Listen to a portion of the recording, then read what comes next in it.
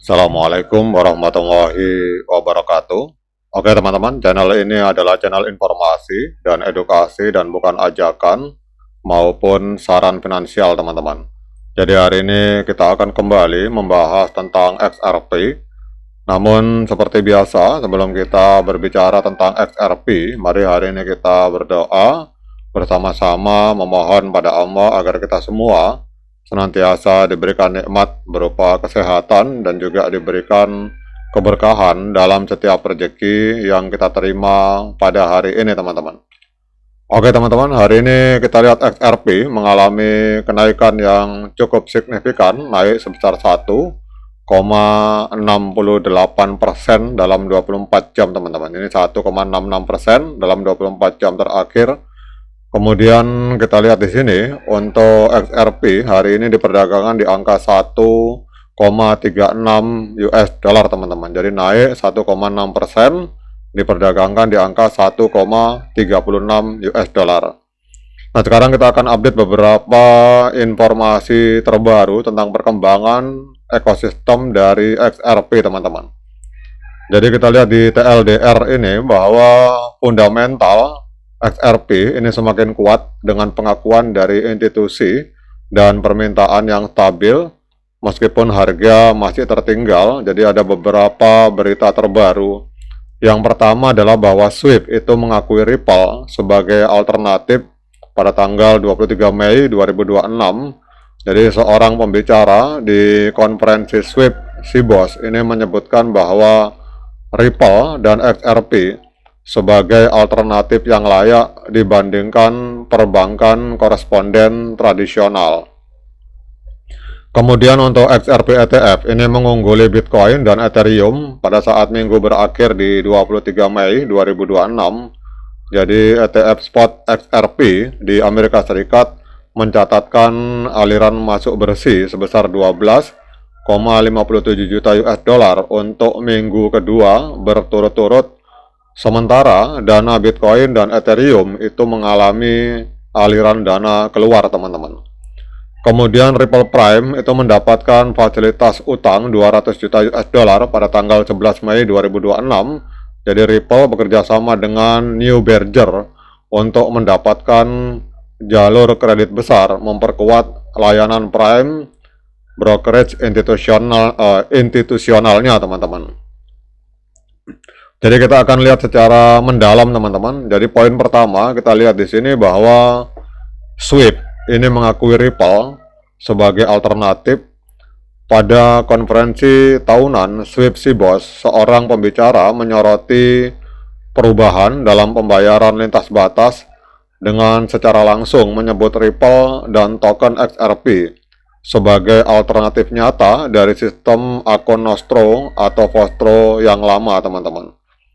Jadi pernyataan ini yang tersebar luas menekankan penyederhanaan transaksi dan penghilangan perantara. Jadi apa artinya ini? Ini adalah sebuah kabar positif untuk XRP karena menunjukkan pengakuan dari tingkat tinggi dalam dunia keuangan tradisional terhadap kegunaan utama dari XRP. Jadi pengakuan seperti ini dari infrastruktur perbankan konvensional ini akan dapat mempercepat adopsi institusional dan pembicaraan kemitraan teman-teman. Kemudian informasi berikutnya, XRP ETF ini mengungguli Bitcoin dan Ethereum. Jadi meskipun pasar kripto secara umum sedang mengalami pelemahan, ETF spot XRP mencatatkan aliran masuk bersih sebesar 12,57 juta US dollar untuk minggu yang berakhir pada 23 Mei teman-teman. Ini menandai minggu kedua berturut-turut mengungguli dana Bitcoin dan Ethereum yang mengalami aliran keluar signifikan. Jadi apa artinya ini teman-teman? Ini adalah sebuah sinyal netral hingga positif menunjukkan permintaan institusional yang kuat untuk exposure XRP meskipun pasar sedang lemah. Jadi hal ini menunjukkan adanya dukungan yang berbeda dari sentimen retail meskipun belum berdampak pada kenaikan harga. Kemudian informasi berikutnya, Ripple Prime ini mendapatkan fasilitas utang 200 juta US dollar teman-teman. Jadi divisi institusional Ripple yang bernama Ripple Prime ini berhasil mendapatkan fasilitas utang sebesar 200 juta US dollar dari New Berger. Jadi dana ini akan digunakan untuk mengembangkan layanan Prime Brokerage, kemudian memenuhi permintaan klien yang meningkat untuk solusi perdagangan dan pembiayaan margin. Jadi apa artinya ini teman-teman? Ini adalah sebuah kabar positif bagi ekosistem Ripple, menunjukkan kemampuannya menarik mitra keuangan tradisional dan mendukung pertumbuhan. Jadi bisnis Ripple yang lebih kuat secara tidak langsung akan mendukung kegunaan dan nilai jaringan jangka panjang dari XRP teman-teman. Jadi dari berbagai informasi ini, kesimpulannya adalah XRP semakin mendapatkan pengakuan institusional yang nyata melalui kejelasan regulasi, aliran ETF, dan kemitraan bergengsi, meskipun keberhasilan ini belum tercermin pada harga yang stagnan, teman-teman. Nah, dengan berbagai informasi ini kita akan cek yang berikutnya, teman-teman, yaitu kita akan cek untuk trennya.